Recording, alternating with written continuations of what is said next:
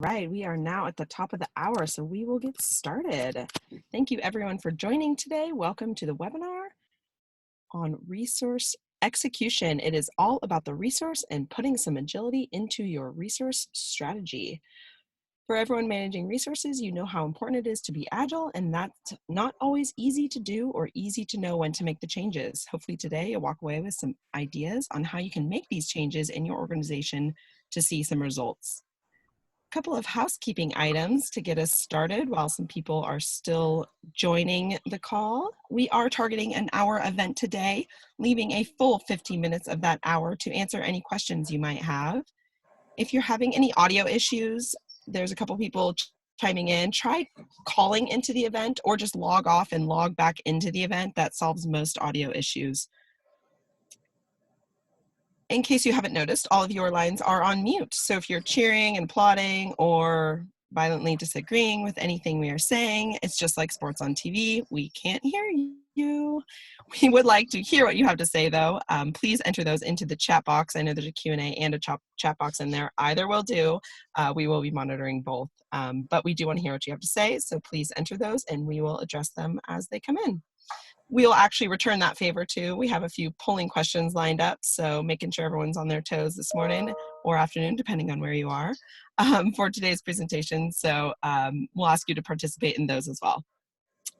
We are recording the event, and yes, you will get the recording and slides when we have finished. Just give us a day or so, and we will get those to you. If you don't see them, definitely check your junk box because sometimes they end up there. I am joined today by my colleague, Matt Muldoon. Matt is the head of product here at Keyed, a very experienced leader who brings a wealth of knowledge to the table. I'm happy to have Matt here with us today, talk through some of these resource management challenges, help guide us through some of the dicey areas.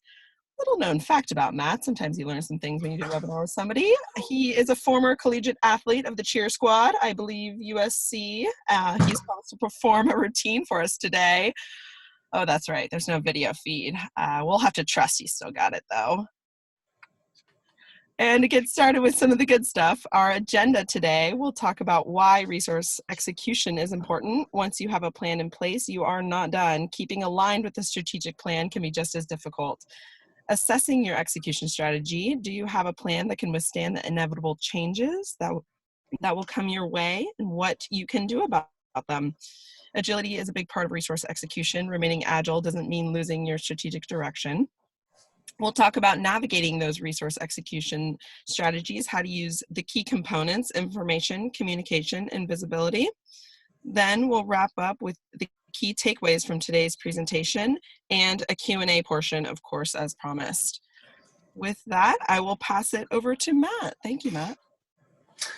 Thank you, Lindsay. I do want to point one thing out. I went to UCLA, not USC. Excuse me. Stand corrected. Yeah, and that's a big difference, let me tell you. Hello, everybody. As Lindsay said, my name is Matt Muldoon. I'm the Vice President of Product here at Keyed. Prior to being at Keyed, I spent several years running a professional services consultancy organization. I've been through the pain and the gains that you get when you start to properly manage your projects and look at them from a global point of view or an organizational point of view, a portfolio. And I hope that some of those insights I can give to you as we go forward. Now, in our last webinar, we talked about resource planning, making sure that you were properly assigning the roles and the types of resources you needed for each of your projects. Today, we're going to focus on the next step, which is management of the project as it goes forward and execution on the goals that you're expecting to receive from that project. And the whole point here is that it's not just a project thing. It's not a resource thing. It is an organizational focus that needs to be pushing down to make sure that everybody is aligned with the same strategy. And first thing you've got to make sure is that your resources understand what the strategic plan is. You know, you can't have them working in a box. They need to be given the why of what they're looking to achieve from a project. Also, how that project fits interactively in with all the other projects that the organization is working on. From a project portfolio management point of view, there may be an entire value stream that you're trying to deliver to the business. Could be anything from opening more stores, designing new products, coming up with a better IT strategy for the business to make sure that you're working in a better and less manual way. To a professional services organization, making sure that you're all working together to achieve the right level of utilization for the business, focusing on developing business in certain areas, and maybe developing something like a trusted advisor role within all of your customers. Any one of those is a strategic goal, but those goals need to be very strongly communicated to everybody within the business down to the resource level. And it's a key message, and we'll talk about why that's so important in a second. But the key thing there is that it's not just up to the resources to manage this. The project managers and the portfolio net managers need to be able to monitor these things and understand what risks are coming along. Everybody's rolling down the same road. If there's a pothole, we need to notify everybody so that as traffic changes, we're going to make the same diversions together and we're going to get to the same place. Also, our resources are going to change. We know that, and we'll talk about change in a minute, but as those demands change, we have to be better at managing change within the business. Got a slide on this in a second. It's key to being able to properly carry out an execution plan for a large organization. So, first thing, reality. Things change. Working at several software companies in my life, developing products, working in professional services, working in internal project management. The company changes its direction. It decides that its goals are different this year. We're not doing revenue maximization, we're doing cost cutting. Or our goals have suddenly changed because of the year 2000. Or over here we had things like GDPR, and now, of course, I live in the UK, by the way. We have the lovely factor of Brexit. Brexit causes uncertainty. Uncertainty causes change. Change makes people uncomfortable. And it's not just us saying that. We know that things are bound to change. And in a recent survey by PMI, one of the things that managers said about the worst things that would cause failures on their projects, number one and number two, were change. Change in the organization's priorities. Where are we going? Why are we trying to get there? It's fine to change as long as you tell people why it's happening. If they understand the strategy, they will gain the comfort necessary to move into the new direction. But also, sometimes the change in the organization will change the actual objectives of the project that you're working on. So I'm focusing in an area where I'm trying to maximize products that we're taking to the shelf, for example, but the objectives change. We're going to go to maximizing the price and the quality of a smaller group of products. So I have to change my focus to make sure that what I'm working on is fixed into the business's strategic direction. If I don't communicate that change to my resources, then we're going to get out of alignment, and then we're going to have failures, because although they're heading for the target that they were originally given, the end game is wrong, and so they fail to achieve it. Finally, change management. Change management itself is a skill set, and it's something that every business needs to work on. There's a whole separate set of disciplines that you can develop to manage change. But as I said, the biggest thing to make sure is that people are informed. So first question, when you allocate your resources, so from our last webinar, how well do you execute against that resource plan going forward?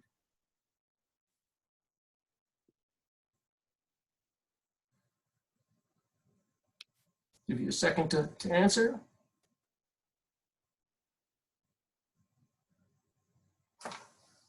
I'd love to see everybody giving us excellent. I know that I was probably in the so-so area. The interesting thing is I'm working with customers now, even in the excellent area, people are still always trying to get to that next level.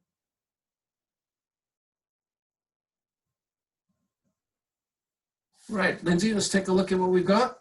All right, let's show some results. Yep, that's what I was saying. On the so-so. So-so, or as we would say in Spanish, así, just getting there. you just about keeping pace, but when major changes come along, things are causing problems. It's interesting. A lot of people see that. It's not a bad thing. The whole point of this is to focus on the areas in your business that can allow you to change the next step of being excellent and even being beyond excellent. I have a customer right now who is already excellent. They have about a 9% miss rate on their target deadlines and target goals, and he's trying to achieve a level of 6% using the same set of tools that we'll be talking about today. Right. So what do we have to do? We have to make sure that the resources that we have assigned are aligned to the demands that are changing within the organization. And this means moving from a project-focused resource management scenario to a strategically focused resource management scenario. And what are the kinds of things that means making the changes to do? So when I allocate to a project or I manage a project at the project level, I only look at the needs of that project. I don't consider the picture of the projects around it. Now, a project manager does have a focus to make sure that his or her project is successful. But if they are into the strategic alignment of the business, they will make sure that the resources they're using, especially as they're changing those, do not disrupt the rest of the business. If you step up a level and you look at the portfolio level and you allocate your resources and analyze those changes at the portfolio level, it's much better to understand whether or not that rock you're going to drop into the pond is going to cause ripples that affect other projects.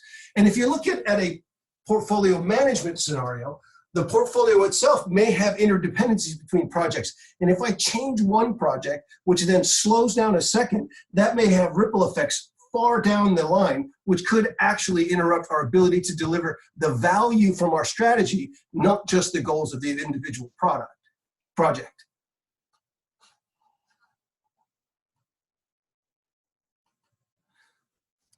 Change causes more problems when you're in a project-focused resource pool, for example. When a change happens, it's because a problem has happened. I've lost a resource. I've changed the goals. I'm running out of time. But if I look across that in all of the projects, and I make sure that all the projects are kept up to date, not only do I see patterns within the projects, which can identify common causes of failures, but it also gives me the ability to catch them early and also to look to see if there are resources available from other projects that are in different statuses that we might use to catch that. We'll take a look at that in a sec. Being reactive is what happens at the project level. I've been in projects that were very specifically focused on one customer. And some of the things you forget when you're in a professional services organization is that the project inside the customer is part of their strategic portfolio.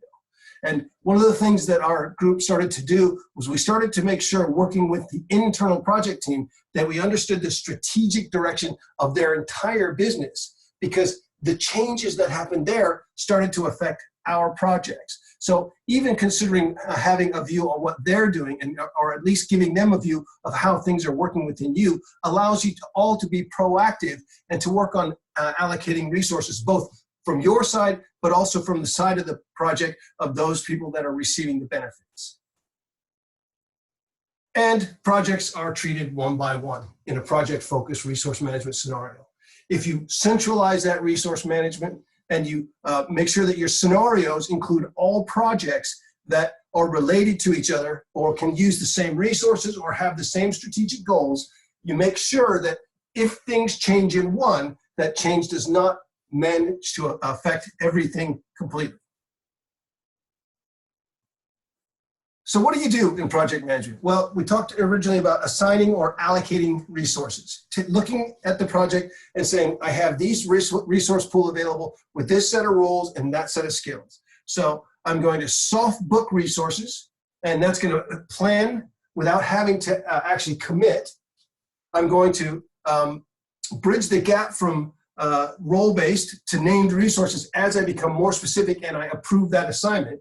And then I'm going to take those and create resource plans so that the business can analyze the entire portfolio and then optimize it.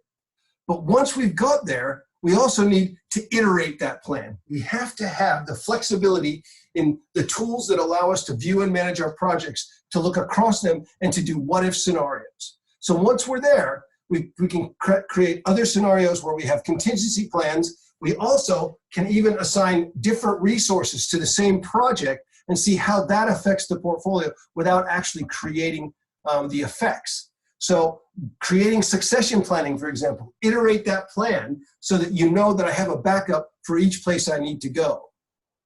And that's one of the key things to that is to ensure that we have a good skills inventory to make sure that our high demand resources have coverage. Now, in a minute, I'm going to talk about what skills mean, because it's not necessarily having that person that has exactly the right skills to cover the other person or resource that's going to be moved or we're going to have an issue with. It's understanding the overall overview of all of the resources and identifying those people that would be best successors in case of any kind of change.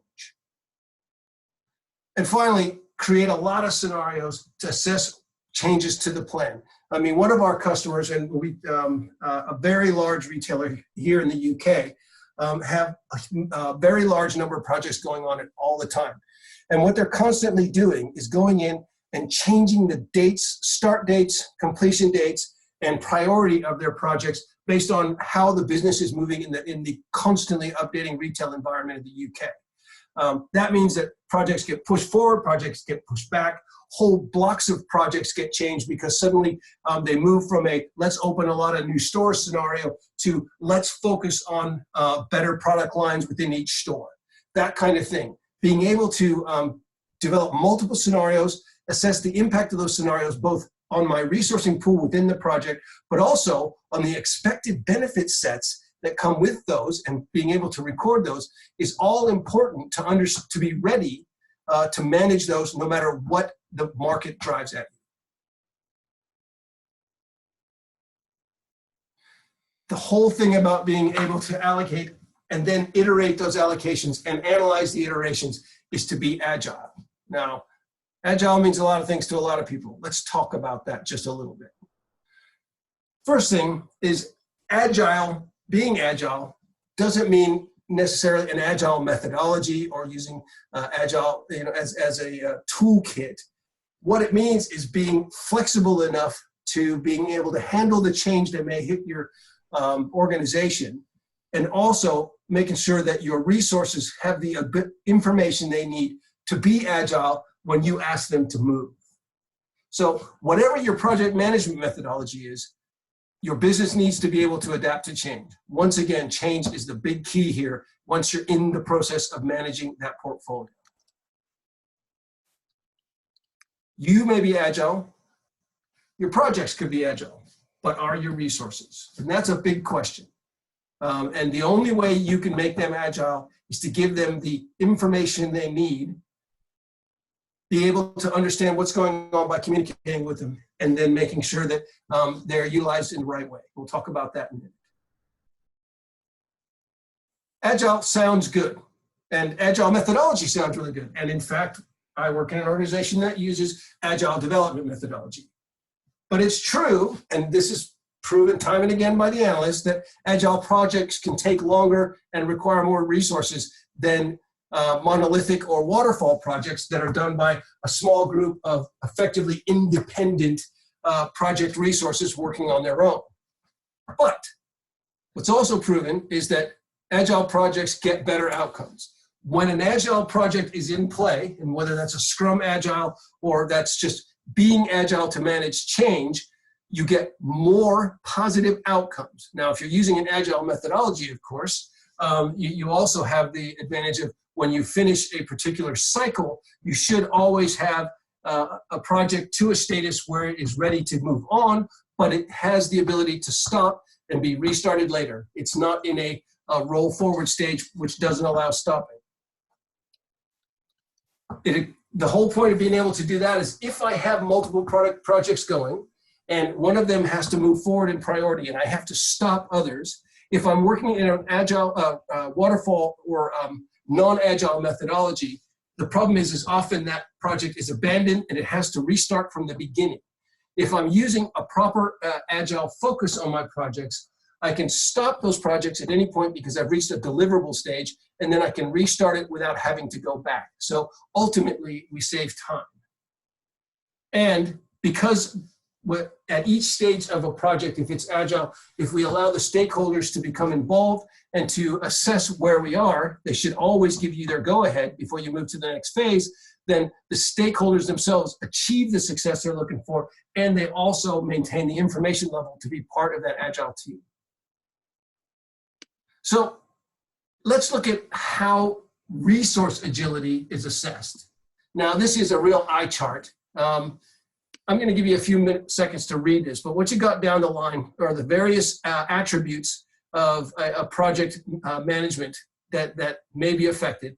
And then there's three columns. One that says this is a risky methodology. This one is project or oriented focused, and the last one is portfolio focused. Now, one of the things that you may say to yourself, and I understand this, is that, for example, resource pool, we've got one skill to one person, and so we'd have no coverage. That may well be the case because you only have a smaller resource pool and they have to be skilled up. But we'll talk about other ways to manage that in a second. A project-oriented focus is you have some overlap of skills, but again, your resource pool size may affect that.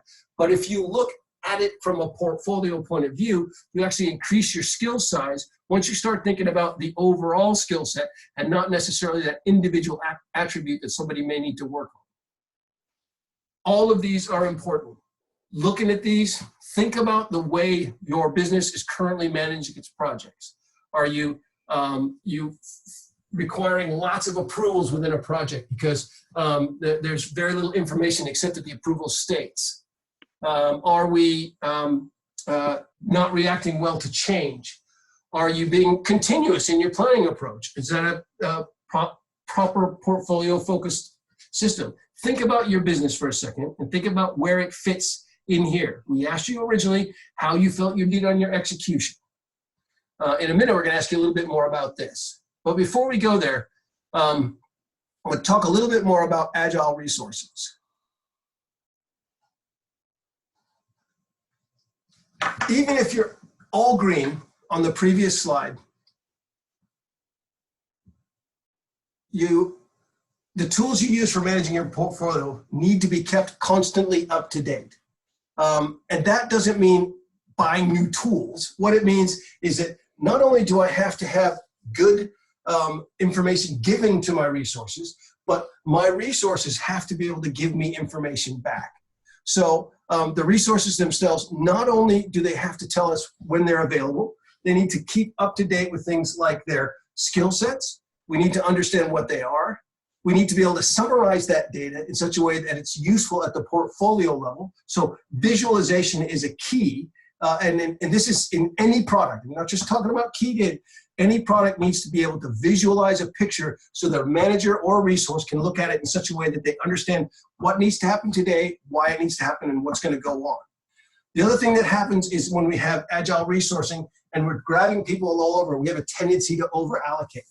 Let's talk about skill sets in a second, because what you need to do is make sure that your superstar resources have backup. And when they have backup, they might not necessarily have all of the same skills that that person has, but they have some of the softer skills that allow them to cover for that person when needed.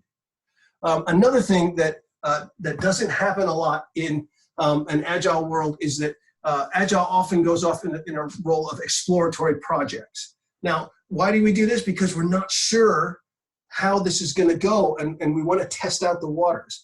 We don't plan for those. We need to make sure they're part of the portfolio. And when a resource is on those, they need to understand that the goal here is to prove out the project, not necessarily to provide the goal. And the whole point is to keep them informed. Last thing, and to me quite important, is soft skills.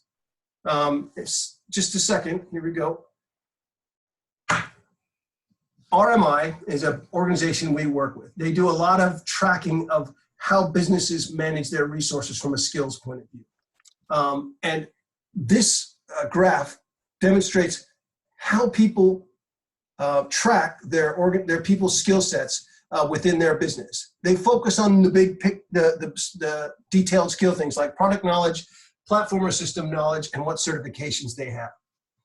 But what we found is that if you also track and understand your resources' soft skills, their industry knowledge, their language skills, for example, I'll talk about that in a second, and their delivery capabilities, they have the ability to step up and help when somebody with detailed product knowledge or technical knowledge is not available.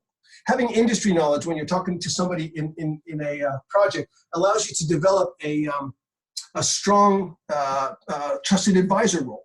Having language skills, you're going to laugh, but I'm an American who's lived in the UK for 27 years, so I consider myself to be bilingual in English and American. And when I'm working cross-Atlantic, you'd be amazed at how many times I have to interpret between my colleagues. And those language skills are important. If you put the person that understands the local colloquialisms or the language of the department or industry that they're working in, it makes them a much stronger candidate to fill in, because they can go in and they can give their experience, and then and they can gather the knowledge necessary to then bring it back and have the skill sets used elsewhere. It's really interesting. And if you want to find out more about this, by the way, we're sponsoring a webinar on the 27th of March by RMI just about skill sets.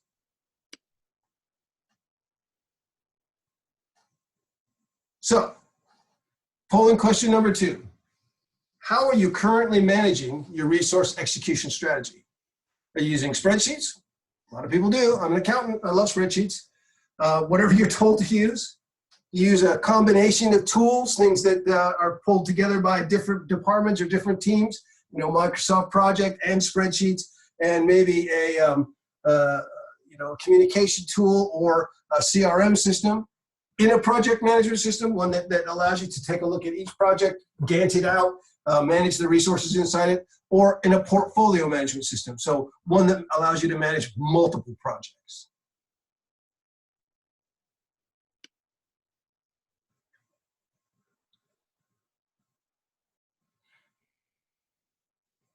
And we have a follow-on question for that. Whoop. 2B, is your current resource management strategy working for you? So whatever you said on the first one, does it work?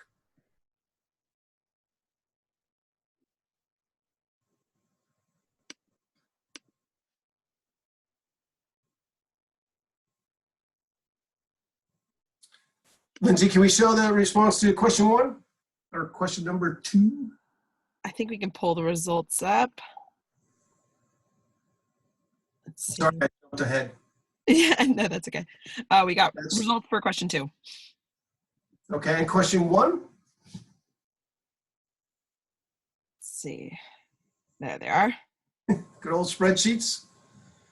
What I would call randomly selected tools, which is the way I used to work for years. And then a couple of people using best would be project management or portfolio management systems. Now back to 2. So let's just do some math here. That's 58% using spreadsheets, and others.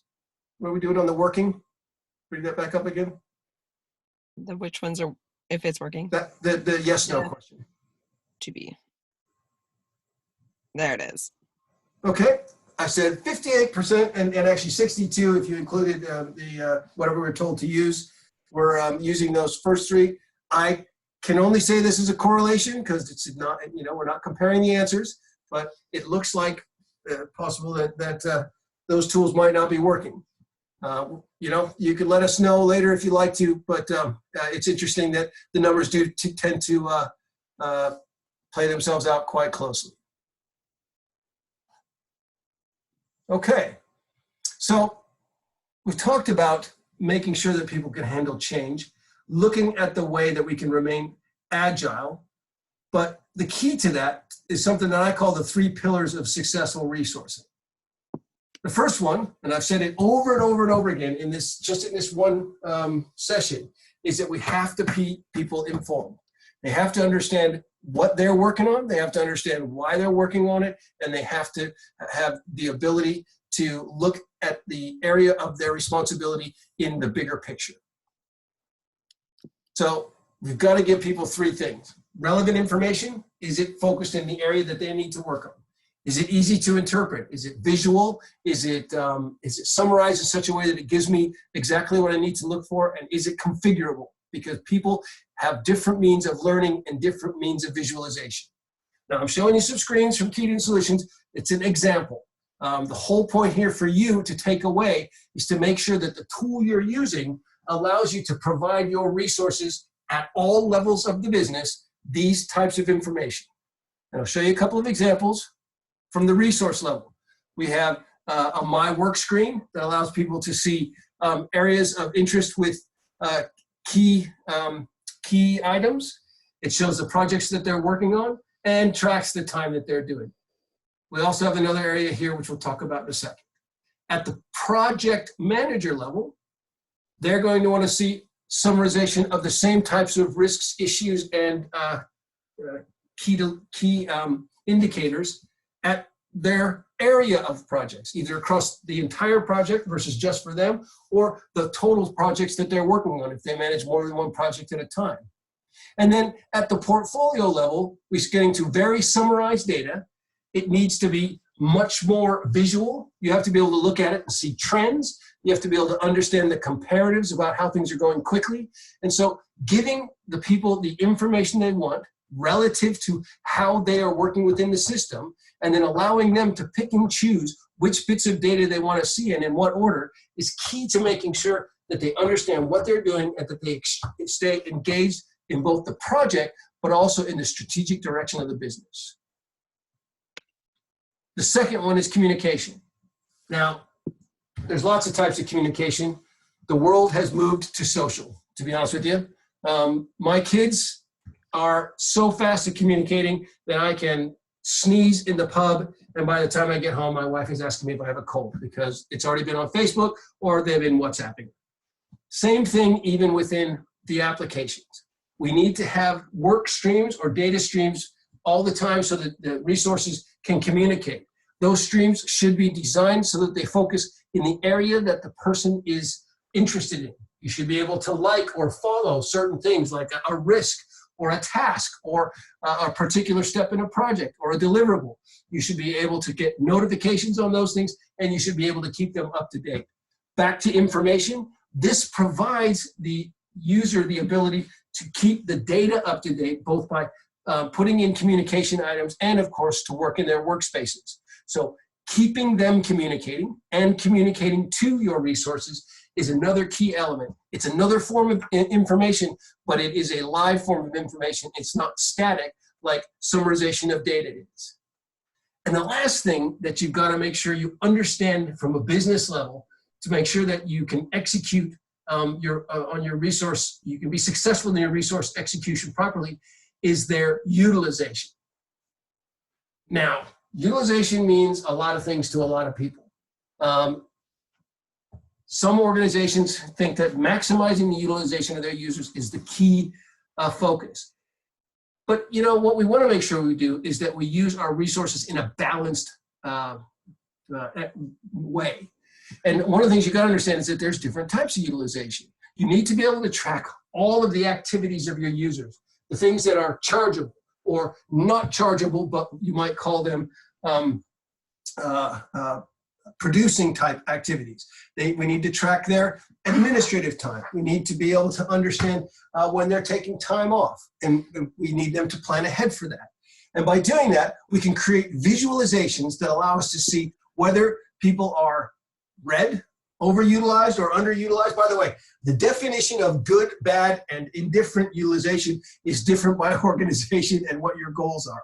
A red person in a portfolio might be somebody who's overutilized. They're going to be working 60 hours a week. If you went to a professional services organization, that might be a green. It's up to you, and the whole point is that you need to be able to set the threshold. But you also need to be able to do this kind of cross-project and cross-resource comparative to understand what you have and whether or not you have coverage when there's a problem. And just to use this as an example, we've got a resource that's overutilized here. It looks like a bit of a star. We need to find some replacement work. We have a resource here that's available and a resource here with availability. So we can go assess their skills and see whether or not they're the right people to put on that job.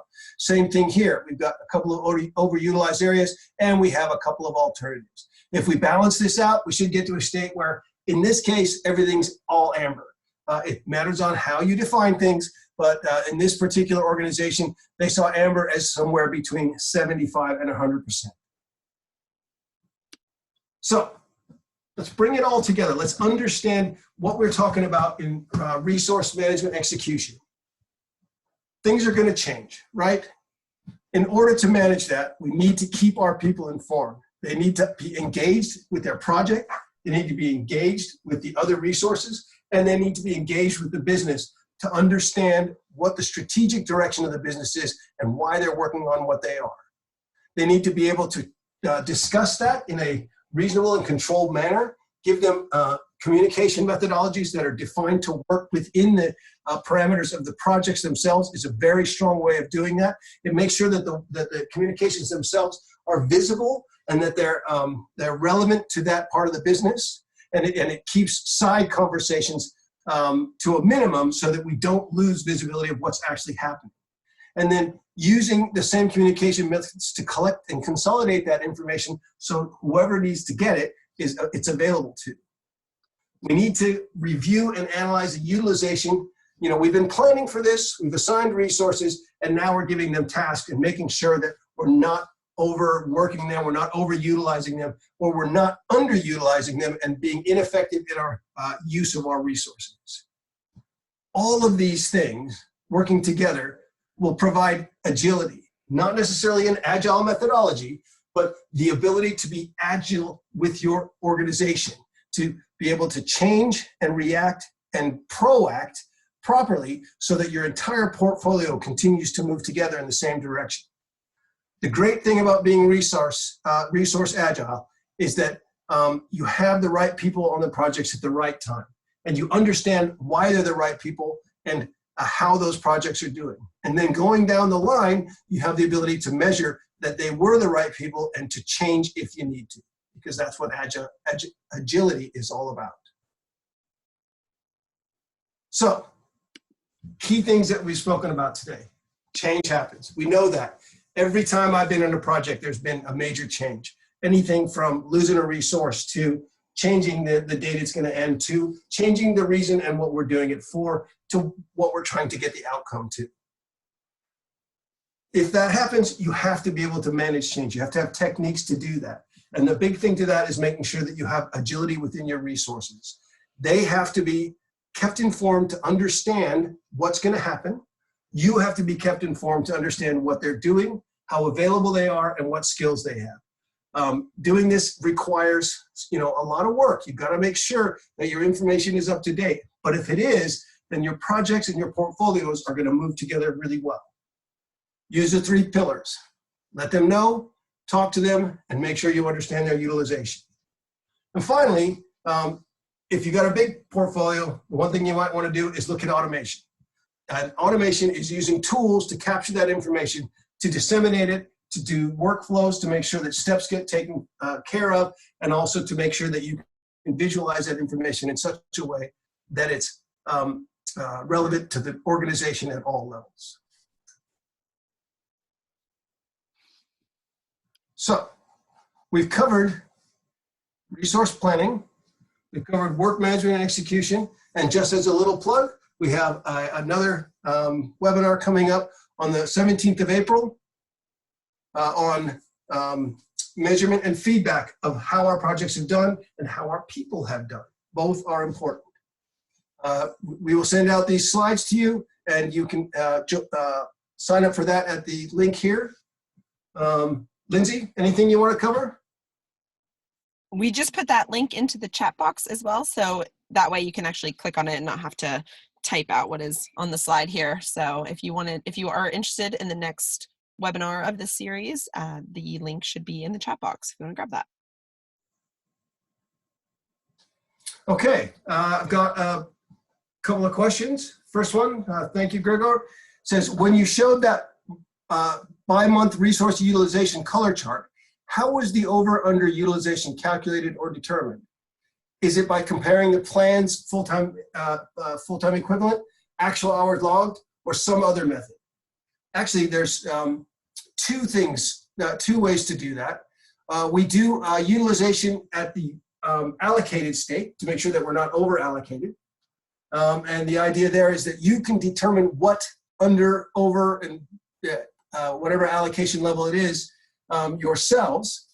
So you can say that we have a working week of 37.5 hours. And what we want to do is everybody's got their holiday schedules in. We've allocated them to 4 projects over this amount of time with this amount of allocation per week. And that's pushed them to 36 hours. Well, our threshold as a business, because it's your determination, says that if somebody's over 75%, then they're in the green zone. If they're over 100, they're red, and if they're under, they're yellow, for example. It's your choice. You'll also determine what type of time can be measured. So, we have the concept of chargeable time. We have the concept of good time, so productive time, and we have the concept of non-productive time and admin. You can choose whether or not you want to include those in that utilization calculation. You may set your working week at 30 hours because you allocate 7.5 hours a week to your resources to do other things. And then you're looking at 100% utilization at that level, for example. Got a second question. Does Keaton integrate with Jira? Actually, we do. We integrate with Jira to manage specifically agile steps within the technology. We have a standard integration. Generally, those integrations get tweaked as we go forward, but yes, it's there. And another one we have, can we set the maximum hours limit for contingent and part-time resources? Yes, you give them different working time calendars, and then you set the same type of percentage usage or max hours. In that case, that resource would have 100% and above as a red. So you're showing your max, going over their max, whereas another might show 100% and above as amber, and anything below that maybe as green. We are getting quite a few product questions in here. If anybody would like to see more about Keaton, we'll just pop up a quick poll here and let us know if you want to schedule a demo, and we're happy to set you up with specialists that can answer some of these questions more particular to your own instance. Let's just leave that up there for a second. Just let us know if you're ready to talk to somebody and we'll get in touch with you. And Lindsay, did you have a couple other questions as well? Yes, there's a couple other questions that have come in here. Are you able to adjust what information is displayed on those dashboards you showed earlier? Yeah, the dashboards themselves, Keaton deliver template dashboards for each level of the business, but they're basically just examples. We have a large number of different types of data widgets and key indicator boxes that you can choose, and you can actually set the thresholds again for how they display, what colors they use, what sets of data they display, et cetera. As I said, we deliver some in our templated standard install, but the idea there is only to have an example. Awesome.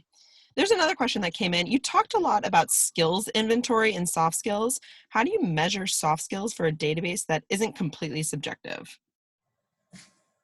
It's a good question. You'll hear more about that from our partners, but really you have to be able to set basically a set of measures. So if we look at soft communication skills, for example, you've got to evaluate those as part of your HR process. And that needs to be done on a very regular basis. A couple of big businesses I work for, we were doing quarterly employee evaluations. And yes, we went into what were your goals to deliver product or to reach a utilization level, et cetera. But we always had a set of goals on the side, which were the soft skill measures. So, how have you been communicating with your customers? And it was the project manager or the resource manager who had to go in and do some things to understand that, participate in presentations with them, go with them to see a customer and see how they interact, test them on their industry knowledge, get them to participate in things like webinars, for example, or small presentations. All of those things allow you to measure their skills. And it is an objective subjective, not objective measure, but give them a rating of 1 to 10 or 1 to 5. At Sage, we used to use 1 to 5. At Epicor, we did 1 to 10. And the idea was that then we had a measure and we could track the trends. When I used to manage large teams, what I would do is I would always go through and see the weaknesses that people were showing in their soft skills area, and I would give them specific tasks like do a presentation or attend 5 customer meetings, etc., in order for them to step those skills up, and that would be a part of the next assessment. That's very helpful. Thank you, Matt. There's another question comment in here. You had too much data associated with a project as a pitfall of Agile. Why is that a pitfall, and how do you know how much is too much? Yeah, and good question. It's not too much data associated with the project. It's too much data delivered to the recipient. We want to capture as much data as possible, but we have to find a way to take data, and big data or little data, data is data, and turn it into information. That's why we keep saying keep people informed. Take a bunch of data like all the timesheets or the expenses or the deliverables, milestones that we've hit, etc. Summarize them and deliver them to a person in a simple to read and understandable format. Taking data and turning it into information is the key there. We want lots of data, which is why we're asking people to continually feed us data. We just need to make sure that we have the tools to deliver it in an informative way. Excellent. Thank you again. There's another one here. We manage Agile projects and changes from the top are always what gets us. How can you measure how close you are to strategic direction when that changes? So I think what they're getting at is how do you measure how close you are to strategic direction in your Agile projects? Right. Well, I mean, one of the key things there is to keep the strategic direction up to date. One of the things that we make sure that we utilize within our own product, for example, is when we create our portfolio plans, we constantly snapshot them. We do alternative scenarios, and then we compare the different snapshots to make sure to see how they're affected. But we also make sure that what we're gaining from that whole portfolio is hitting a particular strategic benefit. And you can assign the benefits at the project level or at the portfolio level. What you have to do afterwards is then make sure that you measure the gain of that benefit. Keeping the portfolio open and having the recipients of the portfolio's work give you the feedback that says, sorry about that, that says that you, giving you getting feedback from your customers, for example, or people that run the departments that you're working for, etc., is important because they have to tell you whether you achieve their strategic focus. And that's where you get the measurement. But one of the things you also have to do is as you change your portfolio, you have to keep up to date what the strategic goal is, because the value stream that you're looking for may be different over time. And one of the things you're going to measure when you compare your scenarios is how did the strategic goal change, because that may have had a large impact on whether or not you achieved it. Very true. Very true. Well, I think that's all the questions that we had. Unless there's any more, go ahead and enter them into the chat box. We do have a few more minutes if you have any other questions you'd like us to answer while you have us. On the next slide, we just have a quick, if you don't know who Keyed In is, we were founded in 2001 by George and Lori Klaus. Then it was acquired from Atlantic Global, which was actually over in the UK, which is the Keyed In Projects solution that after much investment in R&D into the product, that's the Keyed In Solutions product that we know today. We specialize in project portfolio and resource management solutions. A mantra of ours is work smarter, not harder. It may sound like a cliche, but it's actually something we live by. We don't like our customers to work any harder than they need to, try to simplify and automate the work of the PS and PMO teams to drive better results. So that's a very clear vision of Keyed In that we like to live out day to day. There is some contact information as well on the next slide here that if you would like to get in touch with us, go ahead and do that. Feel free to. We encourage you to take a look at our website. Our blog has some good information if you'd like to learn more about Keyed In, who we are, figure out a little bit more. And with that, we'll leave this up for a couple more minutes if you want that information. But thank you everyone again for joining. Thank you, Matt, for an awesome presentation. Really enjoyed the information you shared, and hope everyone has a great day. Thanks, Lindsay.